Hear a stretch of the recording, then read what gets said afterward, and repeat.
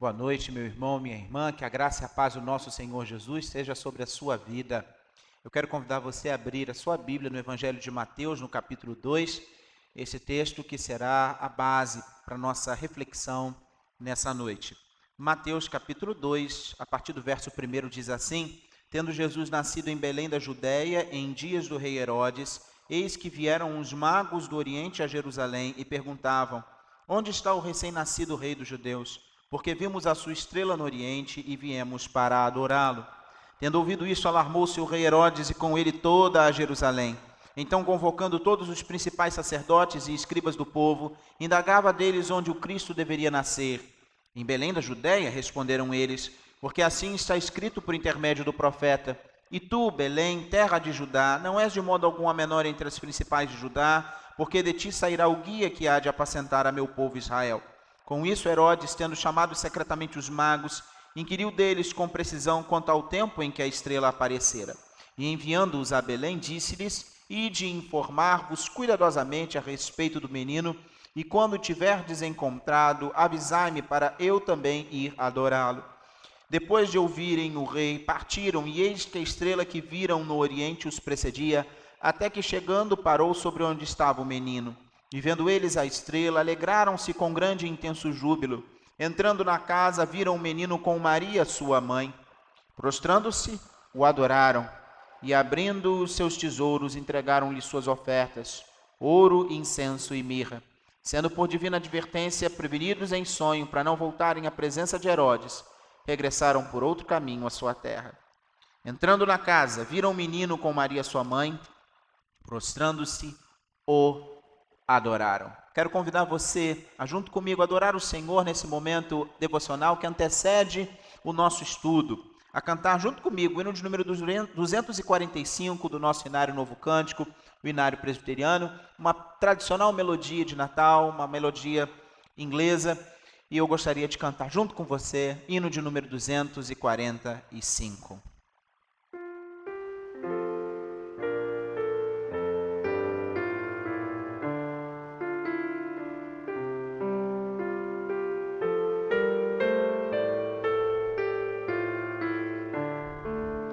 Vós, homens sábios e de bem, e vós que estáis em dor, lembrai-vos todos, afinal nasceu o Salvador, trazendo a todos salvação, a todos traz e amor. Ó, louvai o bom Deus com fervor,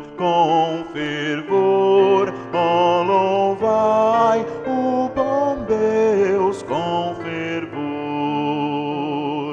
De Deus o nosso Pai do céu, um anjo apareceu, e boas novas de louvor aos bons pastores deu, que lá na vila de Belém o Cristo lhes nasceu. Ó, louvai o bom Deus com fervor, ó, louvai o bom Deus com fervor. Ó, não temais, pois vim trazer mensagem singular.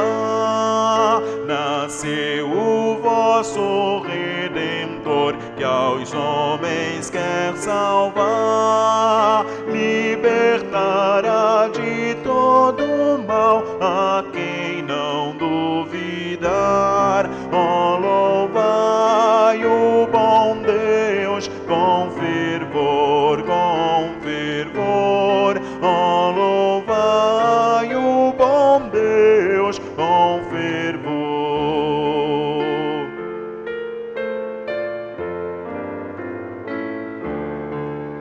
Ao nosso Deus e Salvador, louvores entoai, com verdadeira gratidão as novas proclamai, e neste dia de Natal, ao Salvador louvai, ó louvai o bom Deus, com fervor, ó louvai o bom Deus, com fervor.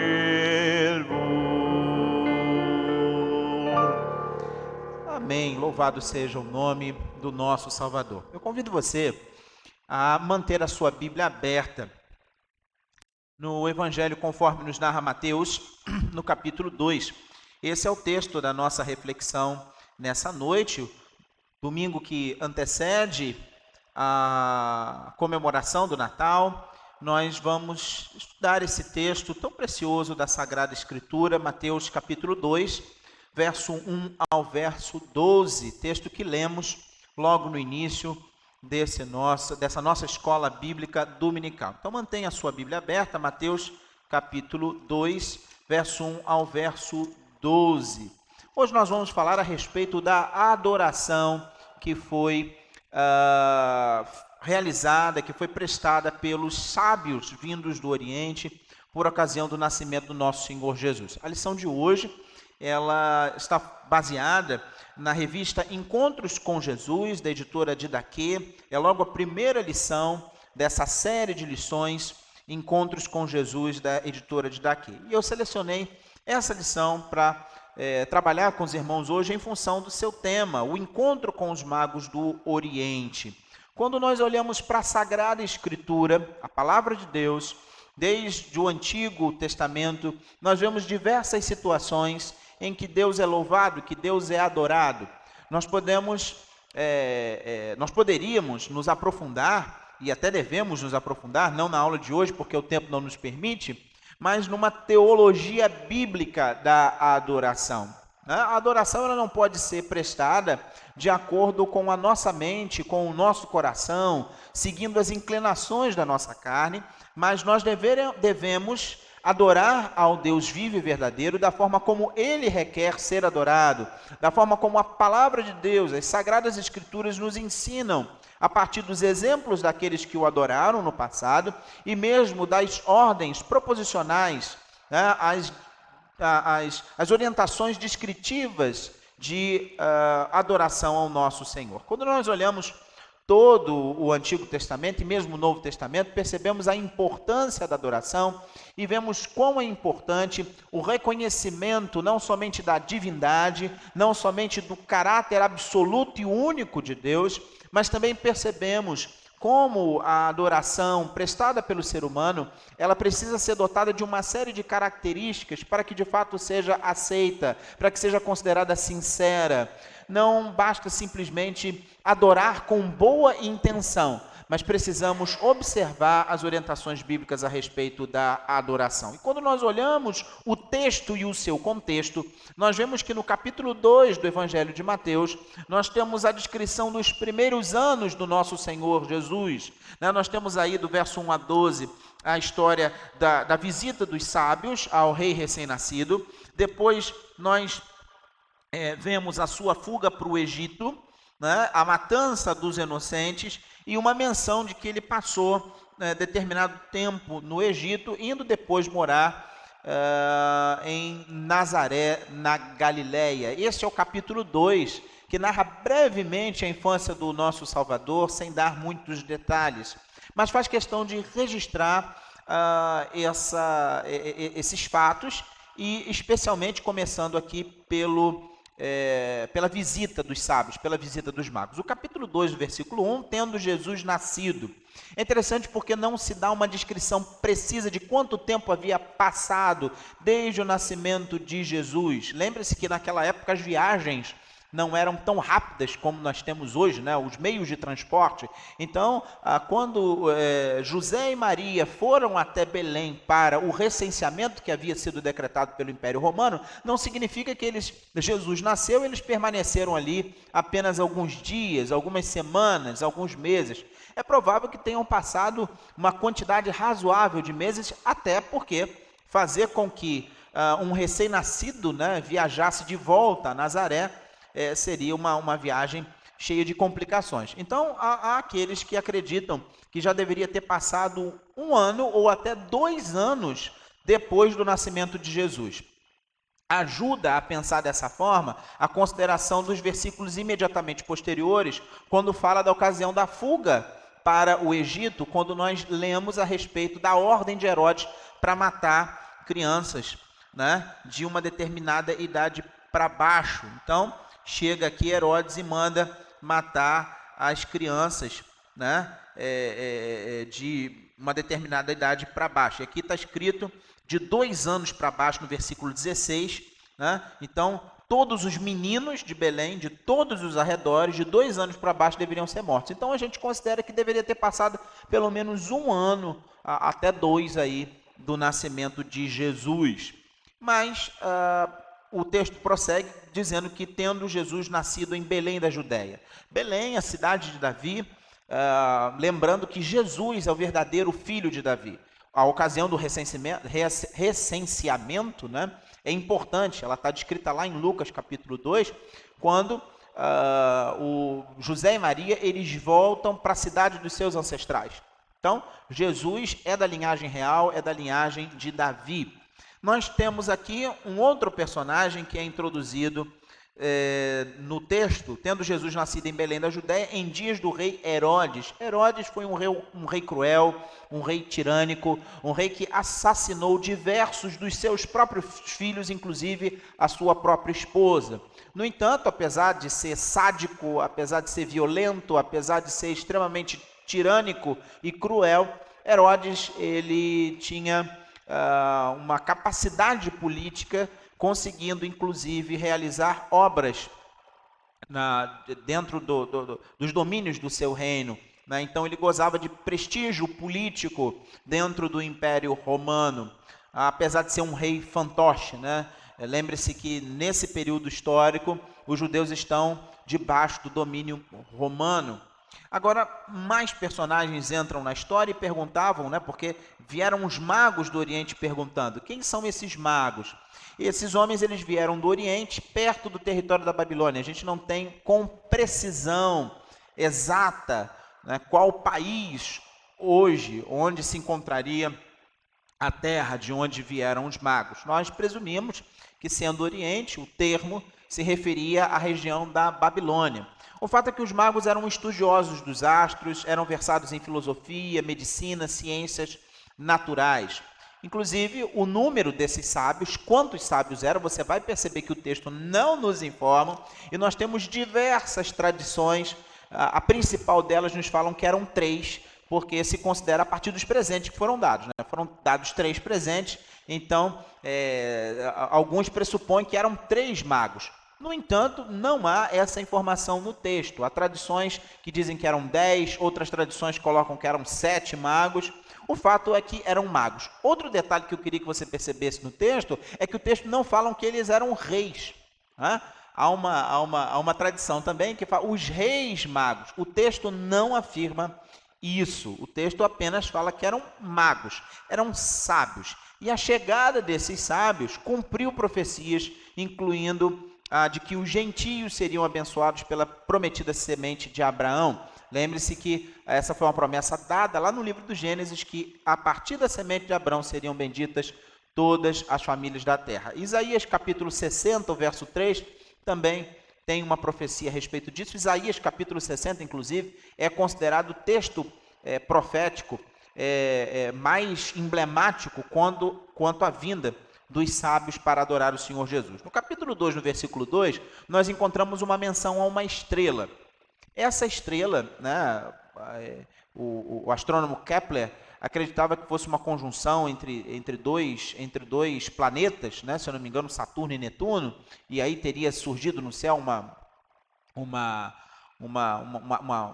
fenômeno, né, astronômico singular. Outros acreditam que talvez fosse algo como a nuvem de glória de Deus, pela qual ele guiou lá no Antigo Testamento o povo de Israel até a Terra Prometida. A gente não sabe exatamente qual é a natureza dessa estrela, qual é a natureza desse fenômeno astronômico, isso não importa. O fato é que algo surpreendente, algo diferente, algo que não seria comum, mas que chamou a atenção, fez com que esses sábios entendessem as profecias e assim viessem até Jerusalém procurando o Messias.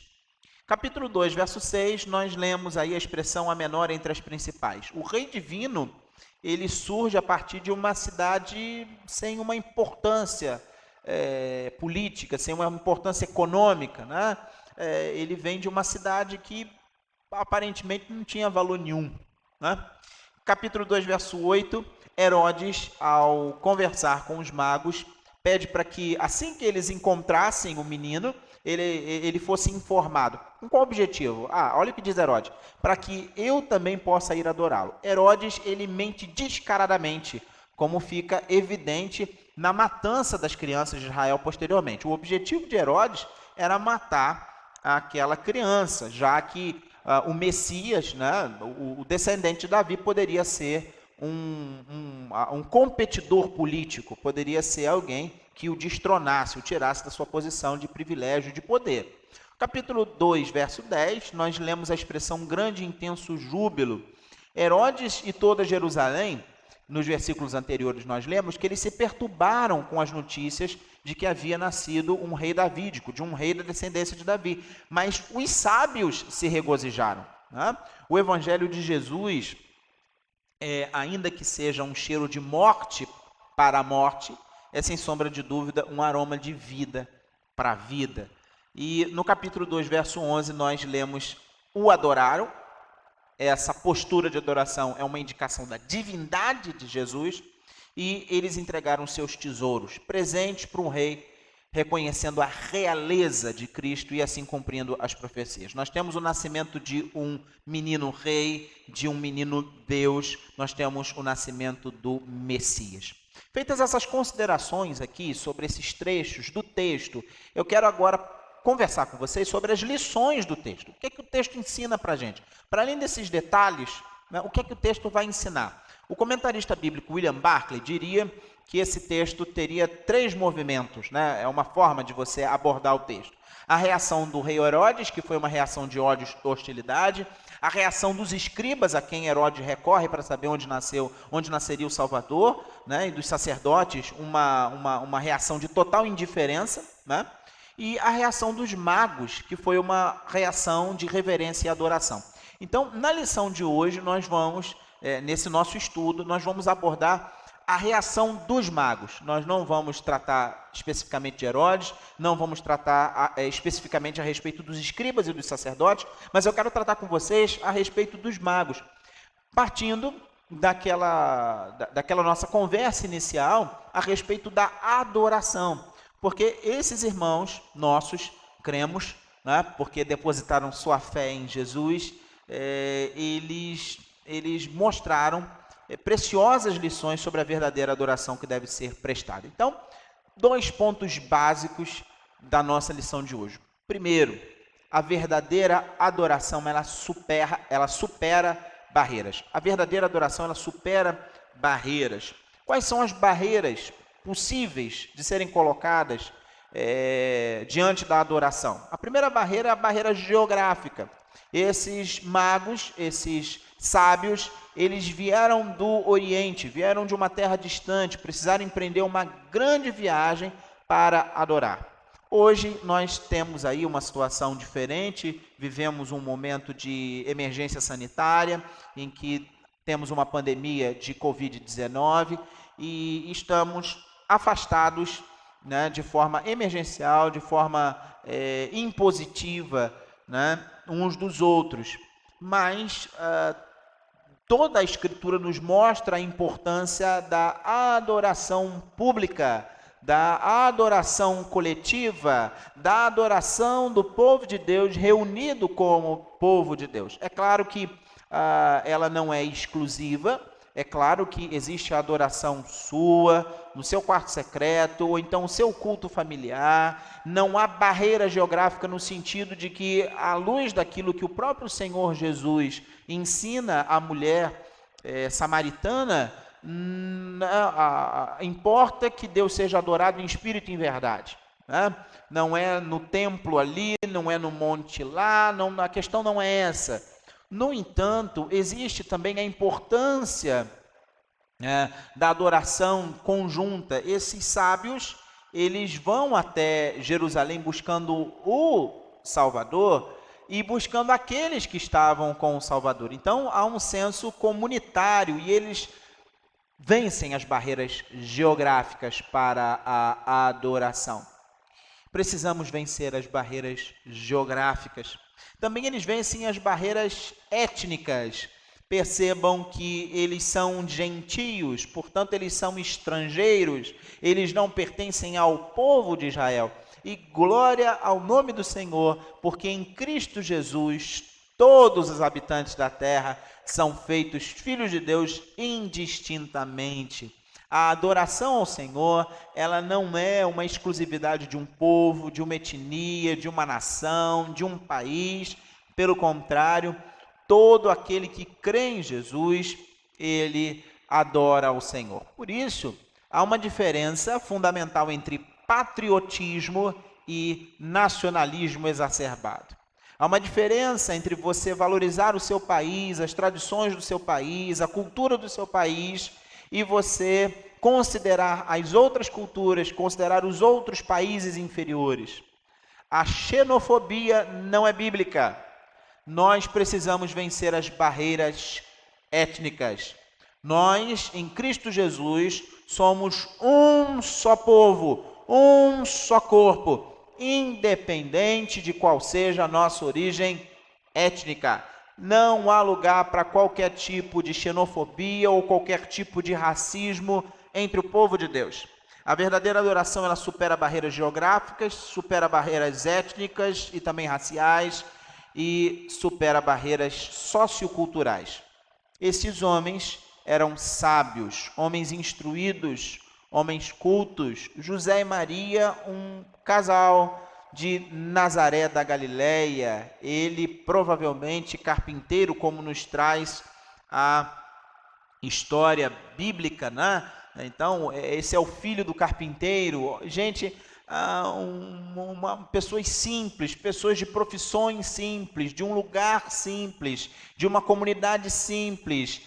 Mas os sábios, em todo o seu conhecimento, em toda a sua instrução, não fazem caso disso, pelo contrário, adentram aquele lugar para adorar o Filho de Deus, aquele menino nascido no seio de uma família simples, não somente em termos socioculturais, mas também em termos econômicos. E aí nós precisamos superar as barreiras geográficas, as barreiras étnicas, as barreiras socioculturais, e a verdadeira adoração, ela também supera a barreira econômica, porque não estava em jogo ali quanto Maria e José poderiam arcar com as despesas, né? Inclusive, mesmo na sua viagem, mesmo que tivessem recursos, lhe foi barrado o lugar, mesmo Maria estando grávida, você lembra da história?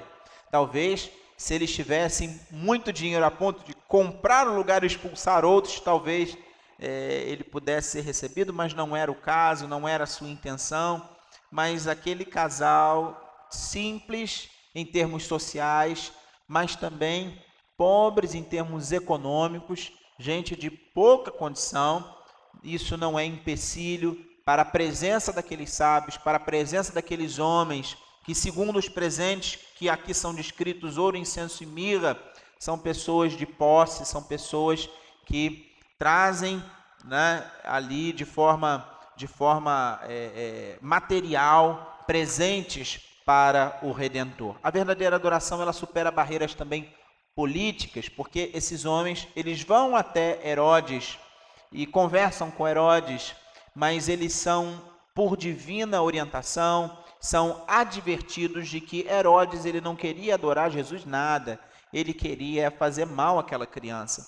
Mas ainda assim, ainda a custo de uma situação política, a custo de colocar uma situação diplomática delicada, aqueles homens, eles procuram, né, ali no palácio de Herodes, o menino descobrem que não era filho de Herodes, não descobrem que era filho do suposto rei, era um outro, mas ainda assim eles continuam a sua viagem, continuam a sua procura, a sua busca para adorar Jesus. A verdadeira adoração, então, ela supera as barreiras geográficas, ela supera a barreira racial, supera a barreira sociocultural, supera a barreira econômica, a barreira política também.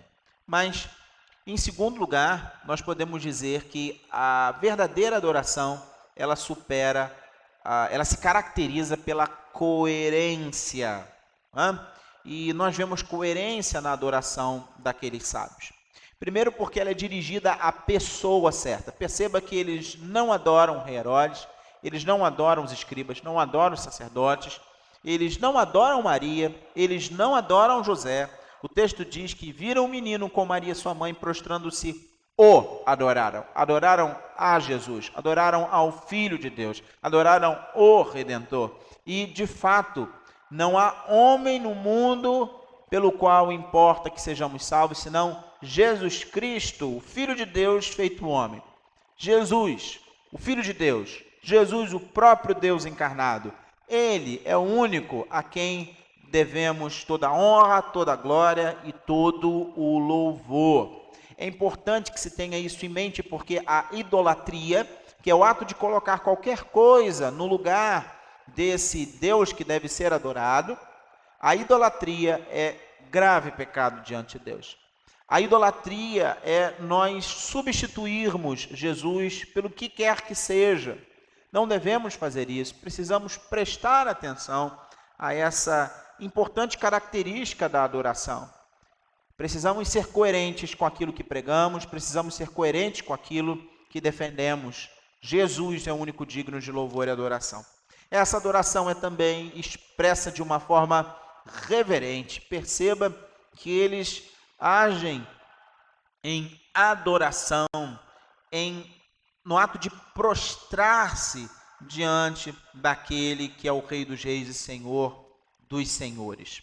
É claro que a reverência, em alguns momentos, ela está ligada essencialmente a gestos simbólicos, a atos externos, mas muitas vezes, quando a reverência não tem necessariamente a ver simplesmente com um espírito de quietude, de silêncio. Às vezes há pessoas que criticam os nossos irmãos que são um pouco mais efusivos na sua adoração, achando que eles não estão sendo reverentes. A reverência é uma atitude de reconhecimento daquele que de fato deve ser adorado, de reconhecimento dos seus atributos, de reconhecimento da sua pessoa, de reconhecimento da sua divindade, de reconhecimento da sua obra que aqui ainda haveria de se realizar, em reconhecimento da sua missão, em reconhecimento de quem de fato é Jesus, o Redentor. É isso que é reverência. A reverência é um reconhecimento de quem é Jesus. E essa reverência dirigida à pessoa certa é acompanhada de ações concretas. Não basta um palavrório, não basta apenas palavras soltas no ar, mas esses homens, eles demonstram a sua adoração com ações bem concretas. Essas ações estão relacionadas aos presentes que eles trazem ao Rei dos Reis e Senhor dos Senhores. E esses presentes são o ouro, o incenso e a mirra. O que é o ouro? O que é o incenso? O que é a mirra? O ouro simboliza o presente dado a um rei, um presente digno de um rei. Ouro é dado, algo valioso, algo precioso. O incenso, que era uma goma obtida de árvores da Arábia, que era usado nas unções sacerdotais. Então, nós temos aí algo que é usado nas unções sacerdotais. Jesus é sacerdote, Jesus, ele tem esse triplo ofício, o ofício de rei, o ofício de sacerdote. Ele é o sumo sacerdote, que a si mesmo se oferece a Deus como expiação pelo pecado. E esse incenso, ele possui um aroma agradável quando era queimado e era utilizado em atos de culto. Então, nós temos aqui simbolizado uma dádiva, um presente dado a um sacerdote. Temos também a mirra, também extraída de uma árvore da Arábia, uma substância aromática, que quando era juntada ao óleo, servia para ungir, para perfumar e até para embalsamar. Então aqui nós temos um prenúncio da morte do Redentor, nós temos um prenúncio do seu sacrifício, né, expiatório, do seu sacrifício substitutivo, do sacrifício vicário de Cristo Jesus, porque esse Senhor é aquele que veio para morrer pelos nossos pecados. Então, o ouro, o incenso e a mirra, ações concretas, valores concretos, uma ação de pessoas que, através de gestos, através dos seus bens, concretizam a sua reverência, concretizam a sua adoração. E por fim, nós vemos aqui que essa adoração verdadeira se caracteriza pela coerência, também por ser prestada com sinceridade, e aqui nós temos uma oposição dos magos com Herodes. Herodes mentiu de forma descarada para os magos, pedindo informações a respeito de onde nasceria o Salvador. E esse objetivo de Herodes, Herodes pediu isso com o objetivo de fazer mal à criança.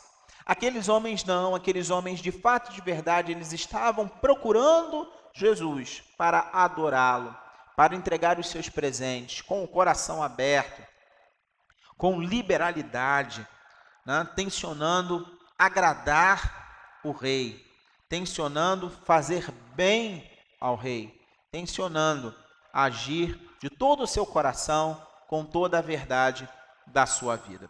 Eu quero encerrar esse nosso estudo de hoje, essa nossa aula, essa breve reflexão, porque esse é um texto curto e que bem conhecemos, mas eu quero principalmente agora conversar com você sobre a aplicação. Porque algo que nós temos enfatizado aqui na Igreja Presbiteriana de Niterói, algo que nós temos conversado recorrentemente, é que não basta nós conhecermos a Escritura, não basta nós conhecermos os meandros, os detalhes das histórias, se nós não aplicarmos, se essas histórias não fizerem sentido ao nosso coração para uma mudança de atitude. Então eu queria fazer algumas considerações e algumas perguntas. Em primeiro lugar, eu quero considerar que os magos adoraram a Jesus por quem ele era, por quem ele é e por quem ele há de ser. O Rei dos Reis e Senhor dos Senhores. E assim eu pergunto a você qual tem sido a sua motivação para adorar ao Senhor. Eu tenho repetido já algumas vezes, mas é porque isso tem estado muito no meu coração e na minha mente. É claro que nós louvamos e adoramos o Senhor pelas coisas que Ele faz. É claro que quando recebemos bênçãos da parte de Deus, devemos louvá-lo, devemos agradecê-lo, devemos reconhecer aquilo que Ele fez por nós. No entanto, fazendo ou não fazendo, Ele continua sendo o Rei dos Reis e Senhor dos Senhores. Atendendo as nossas orações do jeito que queremos que sejamos atendidas ou não, Ele continua sendo o Rei dos Reis e Senhor dos Senhores. Ele é Deus. E mais do que isso, é o Deus que se fez homem e habitou entre nós cheio de graça e verdade. E nós vimos sua glória, a glória como do unigênito do Pai, para que Ele pagasse pelos nossos pecados. E esse é o maior motivo de louvor que temos. Todos os outros, ainda que também importantes, são coadjuvantes. Jesus é Senhor dos Senhores, Rei dos Reis. Qual tem sido a sua motivação para adorá-lo? Não espere, meu querido, que pelas minhas palavras, que pelo meu incentivo, que pela minha roupa, pela minha postura, pelas palavras que uso, pelos instrumentos que toco, você venha adorar o Senhor. Você deve adorar o Senhor por quem Ele é. Havendo instrumentos sendo tocados ou não. Cantando nós de forma mais bonita, mais afinada ou não. A igreja tendo um culto pomposo, um culto cerimonioso ou não. Deus, Ele merece ser adorado por quem Ele é. E esse é o motivo da honra e da glória que nós tributamos ao Senhor. Jamais esqueça, você foi criado para adorar a Deus. Então, mesmo nos momentos em que você se sentir desanimado, frustrado e às vezes até sem força para adorar, eu quero lembrar que você foi criado para isso. É a sua missão, é a sua função e é na adoração em que você vai sentir a realização. É na adoração em que você vai sentir que você está de fato fazendo aquilo para o que você foi criado. Então, adore ao Senhor por quem Ele é. Cante, louve, adore ao Senhor. Não podendo estar aqui conosco, preste seu culto em casa, seu culto pessoal, no seu quarto secreto. Não negligencie a sua adoração com a sua família. Mesmo que 1 ou 2 vezes por semana, junte a sua família. Ore, cante, leia a palavra. Separe um tempo para juntos, coletivamente, vocês estarem com o Senhor. Enquanto você não puder estar aqui conosco, não deixe de assistir online os nossos cultos e participar com o povo de Deus, vencendo as barreiras geográficas de forma digital nesse momento tão difícil que temos vivido. A adoração dos magos também teve expressões materiais. E aqui eu quero fazer uma consideração. Seus bens, os seus valores, as coisas que você possui, elas fazem parte da sua adoração em ações concretas de liberalidade. Nós temos vivido um tempo muito complexo em que dízimos e ofertas, por exemplo, têm sido altamente questionados e das formas mais escusas e das formas mais ardilosas possíveis, desconsiderando aquilo que a Escritura diz, desconsiderando inclusive princípios fundamentais de hermenêutica, de interpretação bíblica. Mas eu confesso que reconheço que discutir certos assuntos é importante. Que estudar à luz da palavra de Deus para termos uma melhor compreensão e uma ação que seja consciente é importante. No entanto, e aí eu preciso recorrer à experiência pastoral. Infelizmente, quando nós conversamos com pessoas a respeito de assuntos financeiros relacionados à igreja, não tem nada a ver com doutrina, não. Muitas vezes os questionamentos são camuflados por motivações doutrinárias. Mas, na verdade, o que está por detrás é a avareza do coração. O que está por detrás é, de fato, o desejo de não repartir.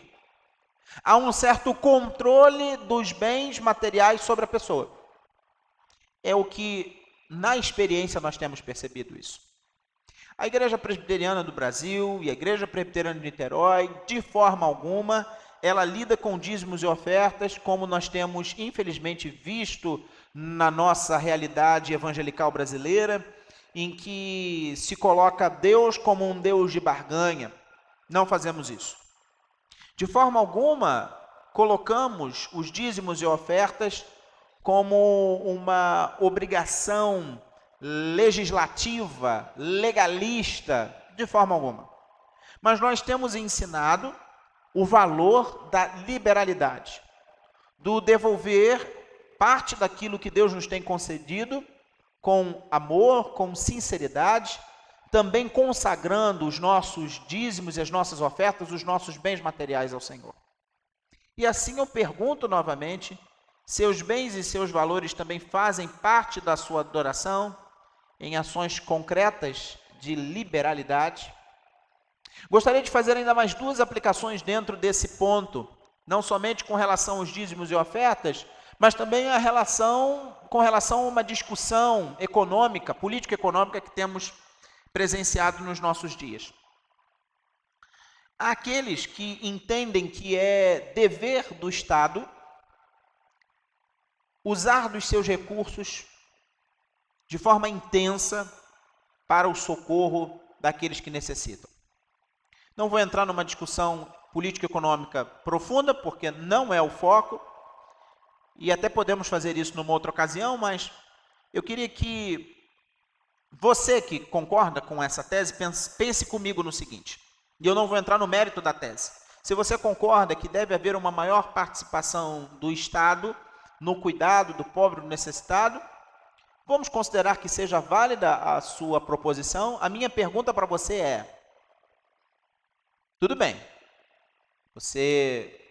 teremos parte dos seus impostos usados nesse sentido, mas e você individualmente, o que é que você tem feito? Você usa esse argumento, de fato, por crer numa lógica político-econômica, ou você também usa esse argumento apenas para disfarçar a sua avareza e a sua incapacidade de também dispor dos seus bens em benefício do outro? Nós adoramos a Deus de diversas maneiras, diretamente a Ele, também servindo ao próximo. Agora eu me dirijo a você, querido, que tem a tese oposta, que entende que o Estado não tem que agir nesse sentido, que não devem ser usados recursos do Estado para socorro dos mais necessitados. Digamos, eu quero deixar bem claro que eu não estou entrando no mérito das duas proposições, não estou apenas fazendo considerações de aplicação daquilo que aprendemos biblicamente hoje. Você, querido, que assim entende, o que é que você tem feito? Porque é muito fácil você dizer que tudo depende do mérito, que tudo depende de esforço, e você mesmo não participa no ato de abençoar o outro para que o esforço e o mérito do outro sejam vistos. Você não age como ser humano, criado à imagem e semelhança de Deus, para oportunizar que o outro tenha condição de exercer seus dons e talentos e assim conseguir coisas pelos seus méritos. Onde está o teu coração? Por último, a adoração prestada pelos magos superou barreiras e uniu coerentemente fé e prática.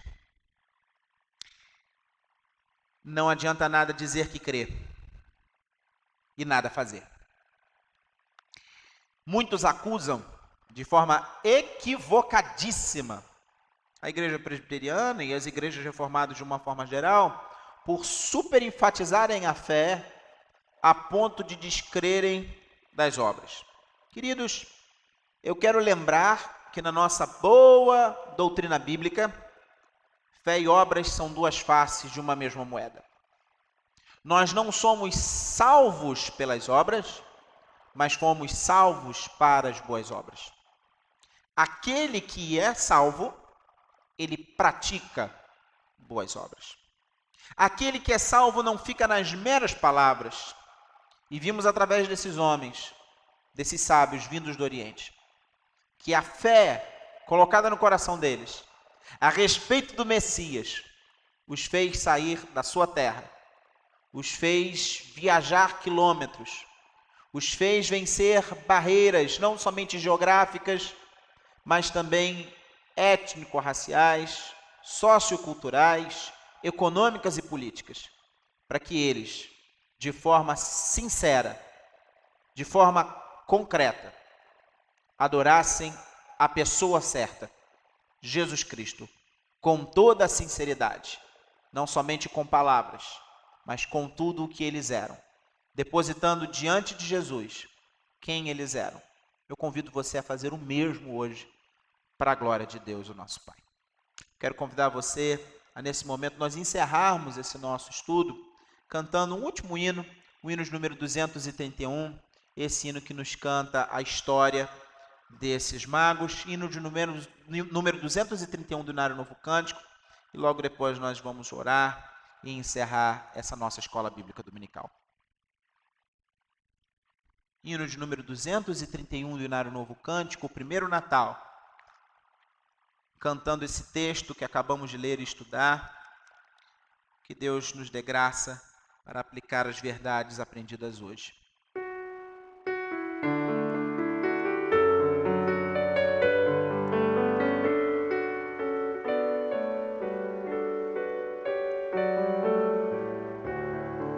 vez um anjo proclamou o primeiro Natal aos pobres pastores ao pé de Belém, e nos campos aguardar seu rebanho afinal. Suportavam da noite o frio também. Natal, Natal, Natal, Natal, é vindo ao mundo o Rei divinal.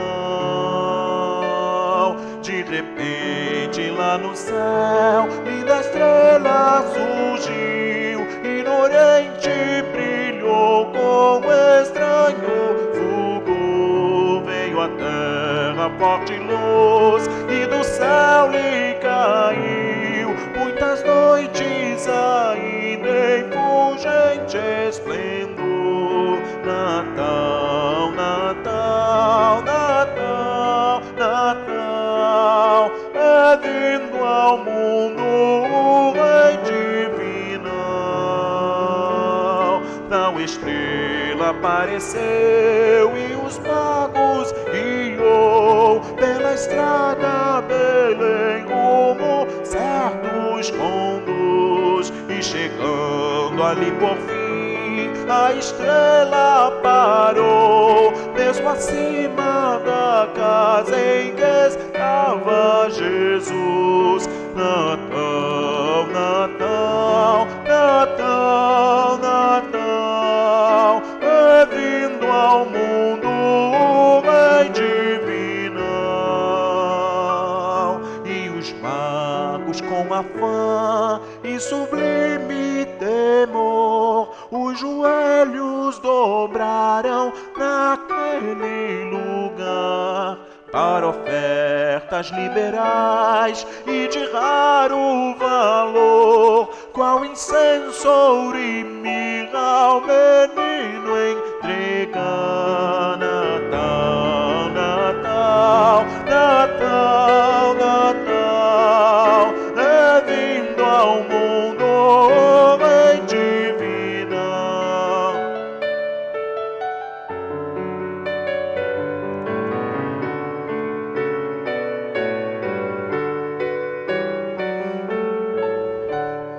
E como eles vimos nós, com intenso fervor, dar louvores sinceros a quem nos amou, adorar de coração o Supremo Senhor, que morrendo na cruz nossas almas salvou. Natal, Natal, Natal, Natal, é vindo ao mundo o Rei divinal.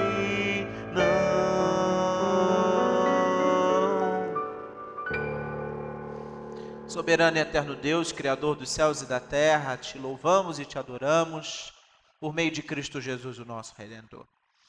Agora te imploramos por misericórdia para que aquilo que estudamos nessa noite seja bênção em nossas vidas e que de fato e de verdade nós sejamos aqueles que te adoram em espírito e em verdade.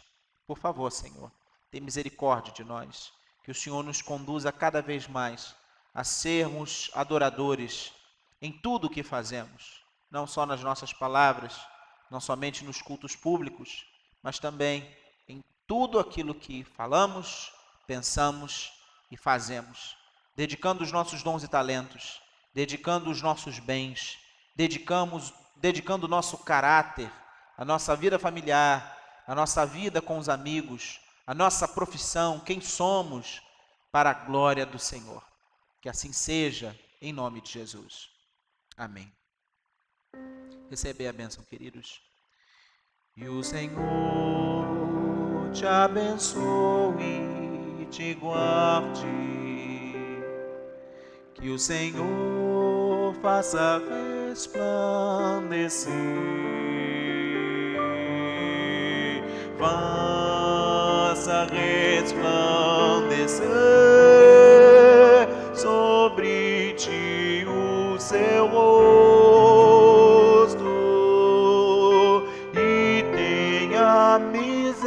misericórdia de ti. E o Senhor sobre ti levante o seu rosto e te dê a paz.